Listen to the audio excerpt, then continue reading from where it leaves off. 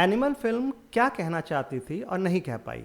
Film बाप बेटे के रिश्ते पर है, जहां बाप बिजी बहुत रहता है, बेटे को टाइम नहीं दे पाता है।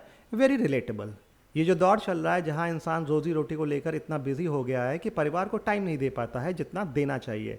मुंबई जैसे शहर में ये और साफ देखने को मिलता है, जहां लोग लोकल से ट्रैवल करते हैं 2 से 3 घंटा हर रोज़ जॉब पर जाने और आने के लिए। उनके पास कितना टाइम बचता होगा बाप के पास अपने बेटे के लिए। अभी सिर्फ बाप बेटे पर फोकस करते हैं क्योंकि बात एनिमल फिल्म की चल रही है। ये बात जग जाहिर है कि बाप बेटे के बीच में एक कम्युनिकेशन गैप होता है। बाप बेटे एक दूसरे से उतना इमोशनली कनेक्ट नहीं कर पाते हैं जितना बेटा माँ के साथ कर पाता है। एनिमल फिल्म में लोगों ने कहा कि किरदार अल्फा मेल है और उसे समझाने की कोशिश करी गई है, इसलिए रणवीर नंगा घूम रहा था। भाई तो डॉक्यूमेंट्री बना लेते। फिल्मी स्टोरी टेलिंग का मीडियम क्यों चुना अगर अल्फा मेल बिहेवियर वाकई जनता को समझाना था। और जानवर तो आज भी नंगे घूमते हैं, वो भी अल्फा हैं, पर इंसान जानवर से अलग है। उसने धर्म और कर्तव्यों की परिपाटी बनाई है। वो आज नंगा नहीं घूमता है या पत्ते लपेट के। जानवर आज भी वैसा ही है। बड़ा जानवर छोटे जानवर को खा रहा है, जंगल का कानून। इंसान अपने जंगली पने को काफ़ी पीछे छोड़ आया है। माँ अपने बेटे को कितना भी बड़ा हो जाए गले लगा लेती है, प्यार से चूम लेती है।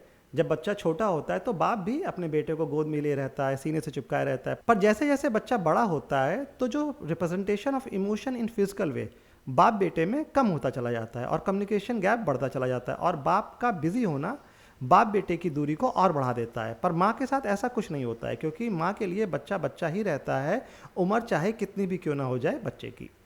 ये सब इमोशनल न्यूएंसेस मुझे एनिमल फिल्म में कहीं नहीं दिखे। पता नहीं बाप अपने बेटे से क्यों खिसियाया रहता था हर वक्त, जबकि बेटा हमेशा बाप को प्यार करता रहा। ठीक है, AK-47 वाला मामला हुआ तो बाप ने कितना समझाया बेटे को, दे थप्पड़ पे थप्पड़।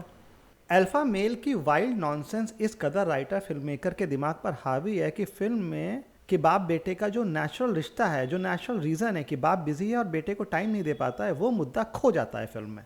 फिल्म में एक पॉइंट पर बाप की बेटे के लिए नाकदरी देखकर बेटा बाप से रिश्ता तोड़ के चला जाता है, और फिर जब बाप की जान पर आ जाती है तो बेटा वापस आ जाता है। और फिर बाप बेटे के रिश्ते पर से ये फिल्म पता नहीं किस ट्रिप पर निकल जाती है कि बाप के दादा का एक भाई था, फिर फलाना ढिमकाना। फिर फिल्म के लास्ट में राइटर को रियलाइज़ होता है कि अरे फिल्म तो बाप बेटे के रिश्ते पर थी, तो वो फटाफट लीपापोती शुरू कर देता है और कुछ 10 मिनट बाप बेटे को देता है। वो बाप को रियलाइज़ होता है कि मैं अपने बेटे को वक्त नहीं दे पाया, इसलिए बेटा एनिमल अल्फा बन गया।